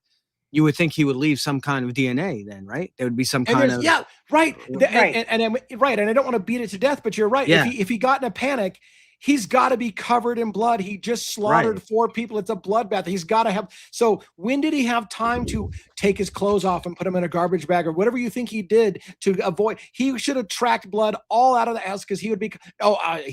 Look, it happens all the time. People kill 4 people and get a drop on them. Whatever. Like even the car, the car itself, had blood on him. Yeah, the car itself. But we're to believe he just immaculate conception, fucking birth of Jesus kind of stuff. Just something. It just happened that way. All right. When you look at 6 months worth of his records, he doesn't have activity down south. He doesn't know 95 south of Moscow. So he gets about 12, 13 miles outside of Moscow. He pulls over. There's a good gap there, which has always been a concern to me, where he sits there for probably 10 minutes. He powers his phone back on. He goes into navigation mode, and we see the route back. It's crazy dark too. So the audience might not know what it's like out here in Idaho. I will admit that it is crazy dark out there. I've been out there on those roads. It is crazy dark. So that's accurate, by the way, just for shits and giggles. But you get out in that farm community, there's no lights. We don't have street. It's dark as anything. Your headlights are all you have and high grass. So it gets true. If you're not prepared for that, you're not going to be able to figure out where you're going. And without a phone, if that's your primary source of navigation, And again, I want to be fair. This part is a decent narrative. So Coberger turns off his phone. He would have maybe gone back the same way that he came and nobody would have saw because he wasn't going past cameras, but something changed and he had to go a different direction. But now he's lost south of Moscow on back roads. And it is easy to get lost out there. I've been out there. But they also said Coberger routinely went driving random roads in the middle of the night, just exploring. So if he explores, he probably knows all those roads like the back of his hand. But let's say he didn't. Then you could argue that's the only reason he turned his phone back on. He needed GPS to find out where the fucking next road is to get back to Pullman. So it can make some sense there that he would have to turn his phone back on to find out how the fuck do I get back from this dirt ass fucking road, So anyways. Yeah. You're driving around like an idiot, for a certain amount of time. Well, then, like I said, we've got 6 months of records. I've got a mapping system. I can put everything in there. I can hit a play button, and I can watch his phone for 6 months going around the map.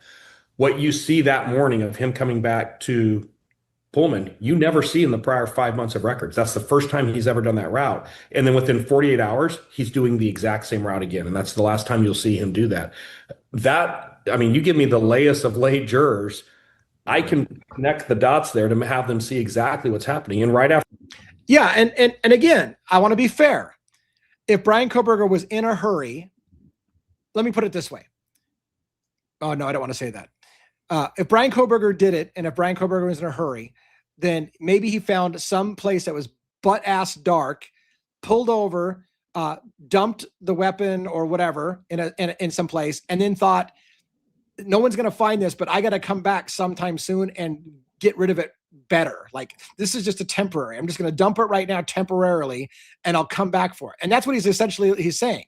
Brian Coberger never went that way. He dumped a knife in a place where he's not used to, and then he went back one time and one time only, probably to go retrieve the weapon he dumped. That's what he's saying, and get rid of it for good. And that's all great and dandy. You know what they should have done? They should have asked during allocution, where's the knife? So we can go get the knife and prove that you did it. But they didn't, because remember, he's a sociopath and you wouldn't believe anything he said. But the knife's still missing, and Brian Coberger, if he did it, would know where that knife's at. So why not just tell them where the knife's at? Right.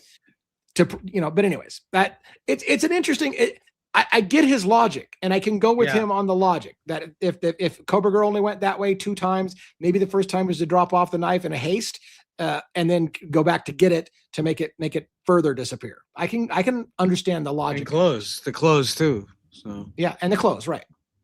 After he completes that route, he goes down to Lewiston, right down to the Snake River. He's there for less than a minute or two, and then he's right back to Pullman. Like, what's happening? Of course we know what's happening. So yeah, I'm with you guys on the frustration. My apologies. Like, you guys should never have been in that situation. This is an FBI issue, and I'll frame this piece. I don't put this out publicly very often. When the plea deal. That's the part this is an FBI issue. I'm really confused about that. Is the investigation still ongoing, and it's an FBI investigation? That's the second time that you said that the FBI is still investigating. So this is an FBI case now? Is this no longer an Idaho case? The FBI is investigating? That's what that's the second time they said it's an FBI issue. Yeah, is the prosecution being investigated? I don't know. I'm really confused about the repeated comments about the FBI doing an investigation. Was reached. I contacted the FBI CAS team, and I actually told them, hey, I did a lot of the investigation here. I know what the cross-examination that you guys were going to be subjected to looks like. You name your place, I'll fly to you anywhere in the country, and I will give you the full debrief of what I saw on my side and how we could get better. They never returned my call. So, even reaching out saying, I'll give you as much insight from the defense perspective of this to be better prepared next time, they're just not interested. And the other thing that I will tell you guys just drove me crazy. Now that my report's out, your guys' last name is all over that report, because I did an inventory. I put in, hey, here's what the phones were provided. And then I listed the phones by last names. The only last names in my report that were redacted are the FBI agents that worked on this case. So all of the victims' last names are in this report that went out to the public with the last 4 digits of their phone, but the FBI agents get their last name redacted? Like, what is that? That is insane. It's been happening a lot. It's really. I agree with him there. If you off record. Yeah. Did you have more to say on that? No, just why is it that we can't know who screwed things up, or that doesn't seem fair? Why are they protected, but other people are not? And so I do agree with him there that we should be able to see every officer, FBI agent who is involved in this whole rotten thing. If you ever want to know about some of the worst, we'll let you know, but I won't propagate them here publicly. I just want to go back for a second to something you said, Sai. So with the A&W, which is that gas station right down the road from the house, so you're saying you mapped his phone and also, was it the victim's phones at the same time there? Correct. And there's movement where they're all in the area of the house before that, and then we see it pop up over by the A&W, but they're together. They're at least mapping, and they're mapping not the exact same lat longs. They're just slightly off, but they're within meters of each other, which is, for me, that's a tall tale sign that we're getting better accuracy, because sometimes the system will. And so the allegation there is that maybe Brian Coberger is following the girls, right? So they went to the A&W and then he followed behind him. So there's a slight gap and he follows them to the thing. And okay, again, let's see it in a court of law. Let's see it. Let's see that presented to the jury as part of your evidence, and that'd be great. But default if there's a problem with the system, and everybody will get the same lat long ping for like a 5,000 meter radius, but all of the lat longs are identical. In this case, they're just slightly different. They're just a couple meters apart, and it's a pattern. It happens multiple times. There's also an incident, and it was the second, I'm going to screw these dates up, but I can give them to you guys later if it's important. It was the first weekend after school started, and I believe it was Kaylee and Maddie went to Pullman, and I believe there was some type of a sorority, maybe fraternity party, and it's in the apartment complex right next to Brian Coberger's apartment. And at one point, Brian Coberger's phone moves over to that apartment complex as well, and that's rare. He doesn't typically hang out in that complex, but this is all the way going back in August, that first weekend after school started, the phones intersect in Pullman. Yeah, the prosecution was doing the exact same thing. They were trying to take his phone activity and cross-correlate it with the other people in the phone. They wanted to know who was in the house at a certain time because they wanted to plan the route to who was in there because they were trying to figure out who was the after. And Olivia can tell you the exact day that Kaylee moved in there. I think you said it was like May. Yeah, into the King Road house. She did move in May. Yeah, so other people speculated there was no one in the house or only Matt who was in the house. We've never tried to play the blame game. We don't care about that. Who's to blame is BK, and we're holding him accountable. None of the victims. Like, another thing I appreciate you saying is no cleanup. We've really chased that down because, I mean, they're literally driving these young girls to the point of they don't have a life anymore. So you're not true crime anymore. You're speculation, Hollywood fan fiction crap. And I would love for like every fucking documentary that's come out. Yeah. Every fucking documentary has come out to tell you shit about Brian Coberger that has never been proven even remotely, and just fantasized about what he did to the point of Howard Bloom writing a book about what he was thinking as he was working up the courage to go in and kill everybody. That's okay, I guess. But all right. Crime to get back on focus and say, how do we make the world a better place? How do we make sure that people are coming together to actually have less murders and mass murders every single year? That's something we should work towards, not this fan fiction stuff. I mean, so that's part of the reason why we're here today. This is why we've been so. Does he even know what fan fiction is? It bothers me. I would like to get on the same page with Steve. We do want to fix a broken system. We do want to fix this shit so this doesn't happen. But you're going to keep calling us a bunch of fucking fanfic while you go on every TV opportunity you possibly can, becoming a celebrity, your entire family becoming celebrities and getting invited to every public appearance there is, making money and getting foundations built and all, and then shaming us for pointing out the system is broken. The system is broken. So in that regards, we should be on the same page. But will you talk to me? No. You're going to go on TV with News Nation and fucking every place there's a documentary that talks about their fan fiction version of what happened. Yep. Anyways. So dedicated. That's why we made a charity. This is why we have Murder Has a Name. We're doing everything in these girls and these victims' names, Ethan as well, and make sure that the world's a better place. Really, it's just the world's a better place when this is said and done. Yeah. You've said no cleanup, Ty. I mean, right? That you there's no cleanup. He was in and out. We're talking minutes. And, there was, I'm limited on some of this information. There was some reenactments that I know were done.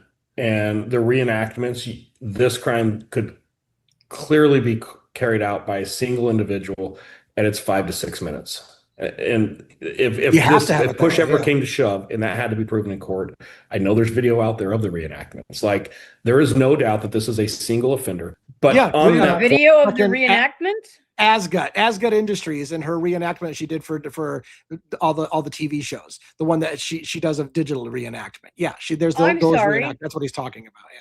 I want to see Cyree go through one of these reenactments, but with actual actors that he's fighting with. Yeah. And do it in 5 to 6 minutes. Yeah.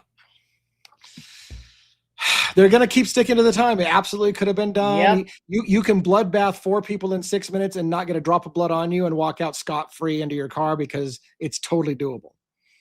And I think what you guys are hitting at that's it's frustrating to see is, Turvey wants to say that there's cleanup because of things that are absent. Basically there's things that aren't in a bathroom, therefore it's indicative of cleanup. There's no evidence of what that bathroom looked like before or after. Like if we start building a case on that type of speculation, Brian Coberger's going to walk, right? That's just absurd. And I felt a deep obligation to call Turvey out. And, I'm going to piece something together for you guys. And I've been on the fence if I should voice this, but I think it's the right thing to do. So if I get in trouble later on, so be it. Don't get caught up in what I believe is a very rehearsed scam that is happening right now. If you look at what's happened over the last 3 months, let me help you guys. This is great. Wait for this. Brett Turvey gets with Whitcomb, who's another idiot. Like the guy who's never investigated a homicide is going to be the armchair quarterback that's going to change this thing, right? So look at Olivia. Thank God you called Whitcomb an idiot. Thank God. Thank Jesus. Okay, here we go. Turvey and Whitcomb partner up.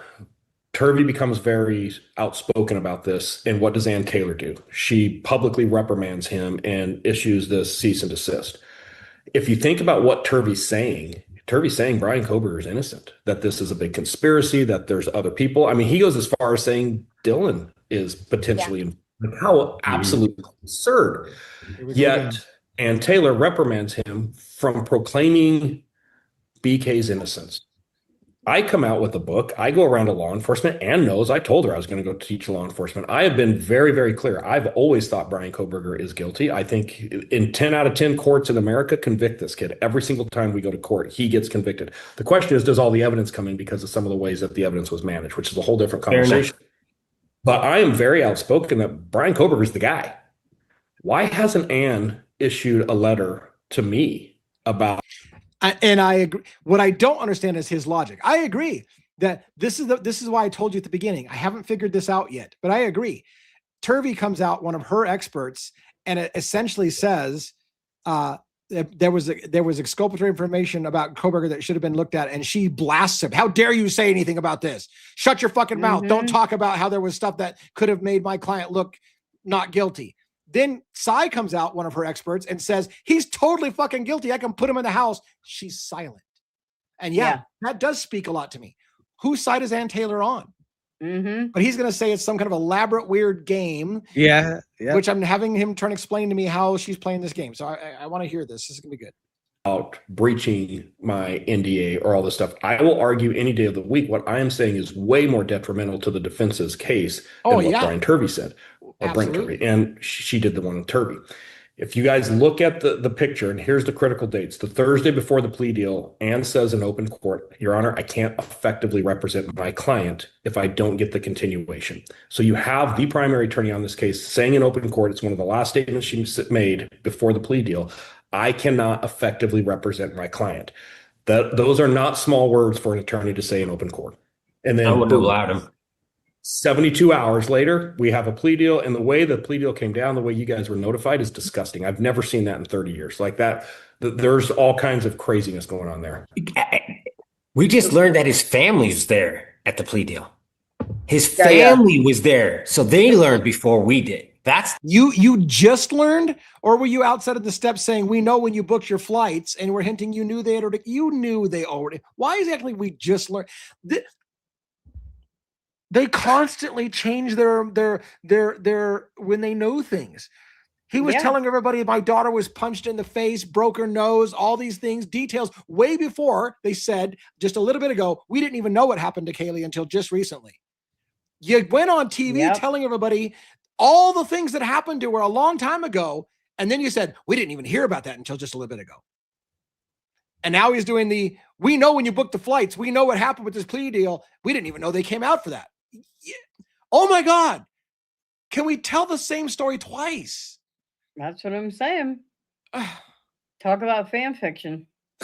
Oh my god. Oh, just get wait for the rest of this. You're gonna The disrespect that The we What are you getting at, though, Si? If you can just connect the pieces of what you're trying to say a little more, I'm We just have trying the to follow. ineffective counsel. We have the ineffective counsel claim. We have the plea deal gets worked out within 72 hours.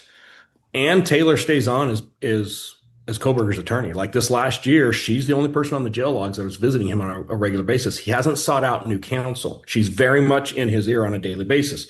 We then see the Turvey Whitcomb book come out where, hey, there's all this conspiracy. Anne has to separate herself from that and says, oh, I don't agree with this. I'm going to reprimand you guys. Like, don't say these things. And now we see Brian drop. And I knew the appeal was coming. In my book that I sent to the publisher in February, which is a manual, it's not a Brian Coberger tell-all, I put it in the book. Like, the appeal is coming. There's no doubt about it. You called it before it happened. And what I'm convinced about is Turvey and Anne are together on this. Turvey and Anne are not at odds. Anne needed some new information because that's the only way an ineffective counsel gets any legs at all. They need something new to get spun up. They need it to be very well known. And now there has to be this separation where Anne is helping Brian, but not directly involved. And who takes that role is Turvey. So Turvey comes out, says all this nonsense. Brian writes his thing. The last missing piece, and mark my words, I think we're going to see it in the next 60 to 90 days. Anne will absolutely fall on her sword for BK. She is a true believer. She believes he's innocent. She has an unhealthy relationship with him. And I think we're going to see Anne come out in the next. Yeah. What the fuck? Is he getting conjugal visits from his attorney? Yeah, yeah. I mean, what is an unhealthy relationship? Oh my god. So I'm trying to process what he's trying to say. So his defense attorney believes he's totally innocent, even though she apparently knows that Brian Coberger was in the house, in the living room, stalking the girls to the AW deal, because that's all in discovery, right? All of that's in discovery. Yep. You should have that. So Ann Taylor knows Brian Coberger was in the house, in the living room on multiple occasions, hiding in their house and following the girls to the A&W, but she still believes he's innocent and is going to fall under sword for it because she has an unhealthy relationship with them. Oh my God. Okay, I got it. I'm trying to work it out here. Like 60 to 90 days, maybe a little bit longer, depending on the timeline. And she's going to eat the ineffective counsel. She's going to say, he's right. I missed it. I should have known about it. And big break moment. I just looked at it with a new lens, with this new thing. Yeah. I'm going to go even further. I'm going to let some stuff out of the bag. So I've talked to some authors, and so they actually have footage of BK boxing. He's an amateur boxer. They have a whole thing. Oh, here we go. They actually have him boxing at a gym to lose weight, and that means you were a fuck. And he also flayed a fucking fish. I've heard he flayed a fish, so this is proof. Oh my God, here we go. They've got video of him boxing. Him in a ring, 3 minutes, 162 punches, 160. That was going to be like, oh, he couldn't do 150. Oh, that's interesting. That's an interesting detail. So they're saying they saw Coberger throw 162 punches in 3 minutes, so therefore he can stab people 150 times in 3 minutes. Okay, that's an interesting new thing to think about. Yeah. In 12 minutes. Now they have him in 3 minutes throwing blows of 162 times. So there was more than enough time. There was actually more time for you to go in and maneuver and do things, change clothes, whatever you did. There was time there. And they were going to show him physically doing it again. Somebody's like 162 punches is impossible. Now I want to know, do they have a video of 162 punches being thrown in 3 minutes? Yeah, let's see these videos. Yeah, now we got to get that video. Against another human being that was willing to fight him, and these people are sleeping in bed. And again, they had... Right. Again, 162 punches in 3 minutes. But a punching bag's not punching back. A punching bag's not fighting back. Those kids were fighting back. At least two of them really well were fighting back. Maybe three of them, maybe even four of them. But anyways. A really good plan. Some parts they were going to execute really well. Other parts they didn't execute as well. But to anyone who thinks that somebody could go in there, they didn't have enough time, you don't know your facts. They were going to show you to your face. So you think, Sai, right? I mean, you would know, I guess you were on the inside, that Ann Taylor actually believes he's innocent and has an unhealthy relationship with him? I am concerned about the ongoing communication, the protection, just that I don't know how else to explain it, almost as like a motherly instinct with Brian. To Steve's point, 100%. The Coberger family was way more involved on that plea deal than the victims' families ever were. I believe that there was conversations going from the jail in real time of this thing going down. There's no doubt about that. But I've done a lot of these cases. I've done a lot of death penalty cases. It is very unusual for the defense attorney on the case, especially one who's technically a public defender, to stay involved and active with the defendant in prison visitations the year following a plea deal. That is incredibly rare. Like the case is done.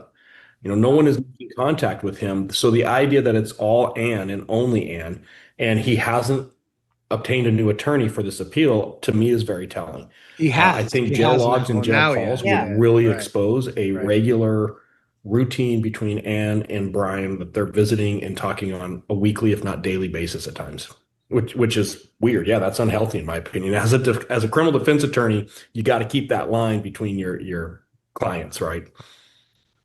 Yeah, I was told by insiders that it's a small community we live in that said she's perfect. By the way, I did do the math while we were doing this. 162 punches in 3 minutes is pretty, I guess, achievable. It's 54 punches per minute. So you're still throwing a punch a second, essentially. So technically possible. For those who said it was impossible, it's technically possible. But anyways. Purposely after you, Steve. She's watching your interviews, making us Listen all to watch this. it together and coming up with discovery based off your conversations. And once I learned that, guess what? I started talking about Bluetooth. I started talking about other things and just put her on rabbit trails just to play chess with her. But What? I've Yeah. heard some really Oh. unnatural things are going on in this case. Is there evidence? I'll save Steve for a minute. I'll save him for a minute. Hold on. Because that was Guess what? I didn't go started back and talking listen. about. Hold on. Visiting and talking on a weekly, I if gotta not hear this daily again. basis at times, which is weird. Yeah, that's unhealthy in my opinion. As a criminal defense attorney, you got to keep that line between your clients, right? Yeah, I was told by insiders that it's a small community we live in that said she's purposely after you, Steve. She's watching your interviews, making us all watch it together and coming up with discovery based off your conversations. And once I learned that, guess what? I started talking about Bluetooth. I started talking about other things and just put her on rabbit trails just to play chess with her. But So if I'm understanding what he's saying is he believes Ann Taylor and her team were watching his interviews with the public. So he purposely started lying in the public Yes. so that he could throw Yes. her off the trail. So Yeah, this is that's what he's explaining saying. why he lies about the case over and over again and says weird shit is he's lying to mislead Ann Taylor's That's team what who's he's watching him. saying. Yep. There you go. So I guess you got an explanation for his lies. So I'm a liar, but trust me, I'm lying for good reasons. So it's okay. And then Brian, let me save Steve from himself. Because Steve's admitting, let me save Steve from himself. You just admitted you've been lying about this case to the public the whole time to throw Ann Taylor off. So let me save Steve from himself. Like, oh, and even Olivia's freaking out while he's doing like, whoa, Yeah. fuck up, stop it. Anyways, I've heard some really Oh. unnatural things She's like, are going oh, shit. on She's in going this nuts. case. Is there evidence? I'll save Steve for a minute. On Olivia's cue. Is there? I'm just joking. look, she's like, redirect. Oh, I'm going to save Steve from himself because he's admitting he's lying to people on TV about the case. Is there evidence, Cy, that we don't know about that was never public? I think there's definitely stuff that has been withheld and has still been withheld. I don't know how much it was conveyed to the victims' families, universally, not just Steve and Olivia, but across the board. There's some really disturbing things on his internet history that I don't know ever really came out that would be Oh, God. incredibly hard to Yep. Get to ready just for simply this. show and walk away from a jury not thinking that it's going to leave a big impact, especially on the case of this nature. I'm talking right now specifically his porn history. He's got a very disturbing porn history that I think really paints a picture. And that's all non-consensual acts. And I also heard gay, male to male gay. Is What that the accurate? fuck? I don't know on the gay stuff, and quite honestly, I don't mean this in the way it's going to sound. I'm not focused on the gay porn. For me, I know it's what you're focused on. yeah. For me, you hit it on the head, Olivia. The non-consensual, violent nature of the porn. I was aware of terms drugged, raped, passed out, sleeping. I would go more on incredibly violent sexual encounters.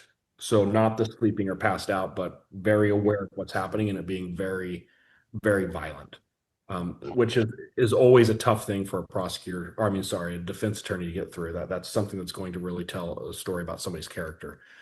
I think that there's stuff to still come out. I think you guys are going down the right road. I've quietly been watching, waiting for more to drop. I can tell you for me, the location information and the pattern of life, it hasn't come out because I don't think they ever looked at it. And it is by far the most telling my of what we God. have out there.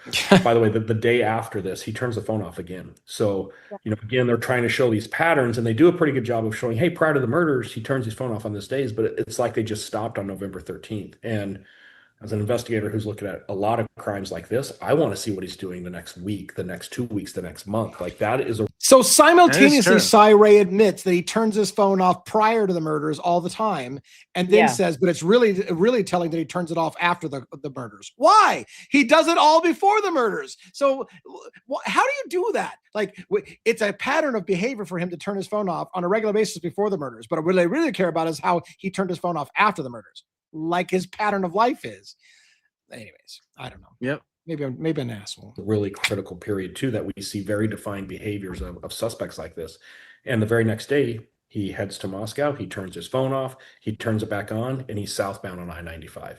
It's almost a mirror of what you saw the day before. The Barnhart said that they found a config file that they had to reproduce, and luckily they had exact same phone. But basically, he went through a pattern. He turned off the Wi-Fi. Then I'm gonna mess this up, but he turned off the Wi-Fi, like airplane mode, then put VPN, and then put VPN to only establish connections after start.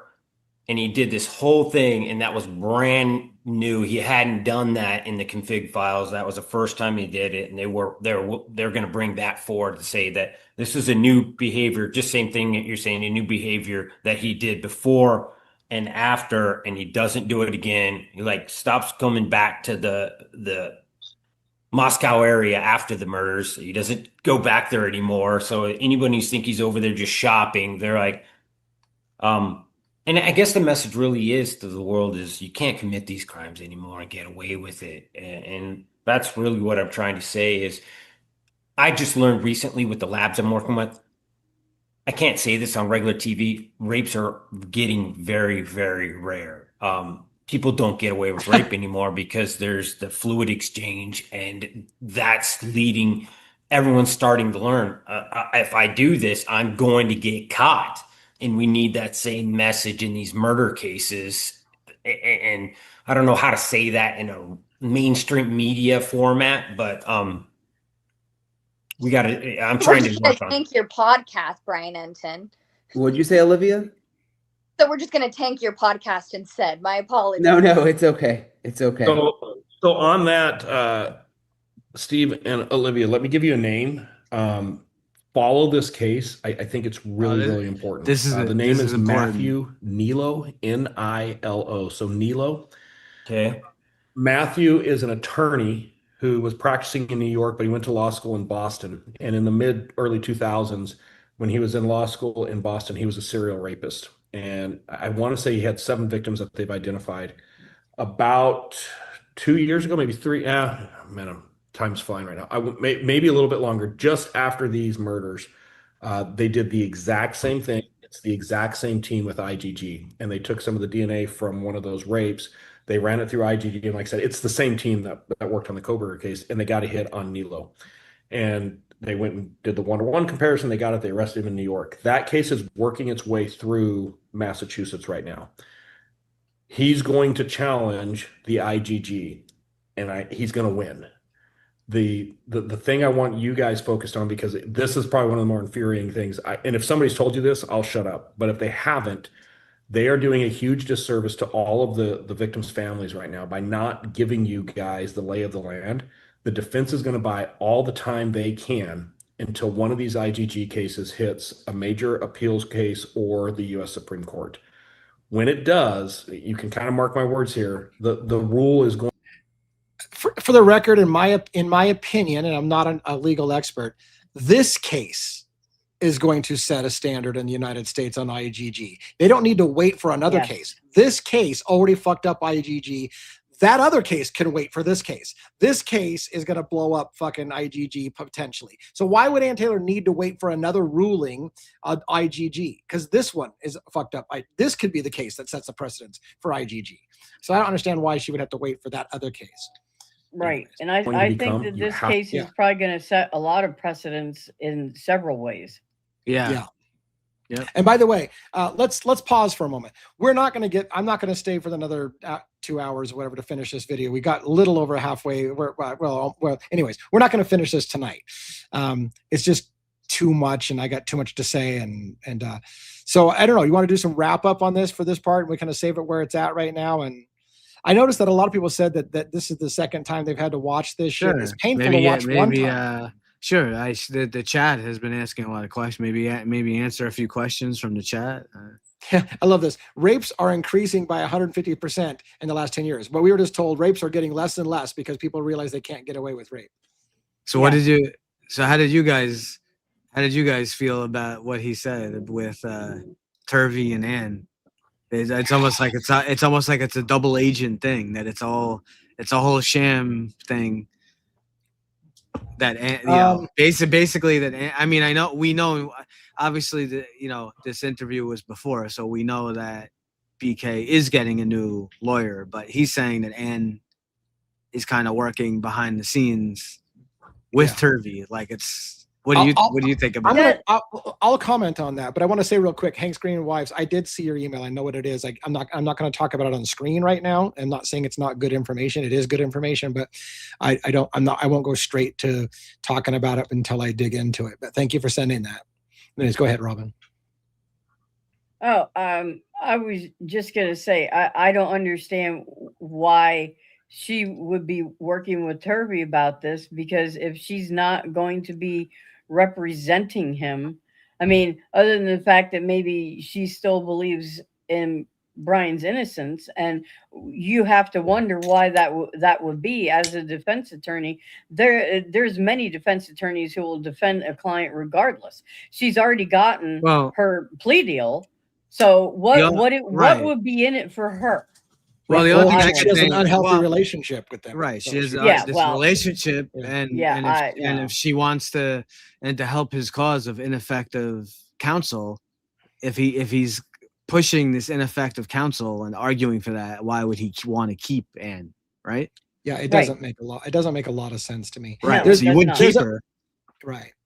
Yeah. There's a small part of me that can accept Ann Taylor gave Coberger at least two post-conviction relief options when she said on the record, I can't effectively defend my client if I don't have more time. And also she said, my client is not working with us and I can't effectively defend him when it's even hard to get him to communicate with his own thing. So she's twice said, I am not effectively able to defend this guy.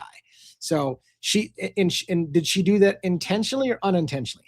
If she could have done it intentionally, allowing Brian Coberger the ability to file post-conviction relief as an option, should he choose to do it, or did she do it and that's her long game that she was going to get? And is it possible? Is there a scenario that's possible where Ann Taylor said, look, rule number one is we need to get the death penalty taken off the table. So accept the plea deal. And I've already set us up in a great position for ineffective assistance of counsel. So you go ahead and claim that I did wrong. I'll scream to the end of the earth that I did everything right, but you can get me replaced she'll defend her reputation. And then he can go forward with another lawyer to defend it. Is that possible? To me, it's possible. But yeah, I mean, Mark and Betty, he seems confident. And like as Lee said, he may very well there may be he may have actual evidence there, and Cy knows how to read it, and there may be enough there that proves that BK had some involvement or was involved or whatever. But that needs to, as Lee said, we need to see it in court. He's just right now he's not under oath. He could say whatever he wants. As BK Right. pled guilty. And He pled guilty. We could say whatever. He could say whatever he wants. But you have to keep an open mind. As we have always said, there is the possibility that BK does have some kind of involvement in this. I do think that some of the stuff that is being said is a little ridiculous. I can't believe that Cy, who I guess he worked, something with detectives or something with, homicide or forensics, and part of his career for, he did 20 years. And he's directly going against Turvey that there was no clean. I mean, this was a brutal attack with some kind of blades and knives. There's blood you see Ethan and Xana's room, the blood all over the place, but there's like very little blood in the living room and almost no footprints. Like Turvey is an expert in that specific thing, and says there's clearly a cleanup. He doesn't know necessarily, maybe BK was involved, maybe he wasn't. I know Cy is saying, well, Turvey's claiming and everything we heard from Turvey never said, at least in the interviews that we heard, Turvey didn't say that he felt BK was innocent. I never heard him, those words never came out of his mouth. No. But he clearly thinks that more than one person was involved, and there was a cleanup. Yeah. And again, I don't think it. I think it should be considered that Cy Ray is a little self-serving when he tries to say, if they had hired me, they would have got him. But because they didn't hire me, he's now going to walk. And to make sure this never happens again, I'm going around to law enforcement agencies all over the country, giving them a one-day pitch on my software, how if you used my software, this wouldn't happen. So is this a great marketing ploy for Cy Ray to sell his program? I'm going to go all over the country telling places, hey, if you had just used my software, this wouldn't have happened. So we're going to let one guy walk, but we can fix it from here on out if you buy my software. And what was big in this interview out of everything, I think, I mean, I know you guys, I know you didn't finish it. I guess we'll get to it tomorrow. They talk more about the PCR, and Olivia starts going nuts. You'll see. But the big thing, I think, even from that part that you didn't hear yet, I think was Cy Ray, his dialogue there, and Steve agreeing that the IGG is no good, that it would be thrown out, that they're not going to be able to use it. He heard it from his own mouth. And I want to say that I want to be brief. I don't want to talk about this in depth, and I'll be very careful about how I say it. It is true. I looked up. Cy Ray does have an allegation against him in another court case for alleged for fabricating evidence in a case against somebody. So it's out there. You can look it up. Look up Cy Ray. It's the Biggs case. I think the last name is Biggs. It was an officer-involved shooting. And he did not get convicted of anything. So I'm not saying he did anything. I'm not saying he did it, but he was brought up on allegations of withholding exculpatory information, and some other things. So you should check that out if you haven't, just to kind of get your understanding of that. But again, I'm not saying that he did anything wrong. I'm just saying that he was accused of it in a case. It's something you can look up. But this was big because all the stuff that you've been saying, we've been screaming from the rafters for months and months and months and over a year, and all the stuff we kept saying, the IGG is not going to make it to court. It will not. I've had so many people yell at me, and they knew it. That it was going to court, and I'm like, so it never was going. No, they said it wasn't. Steve said it wasn't going to go to court. Right. Yeah. I don't know how many people have to say it, but they weren't going to use the IGG.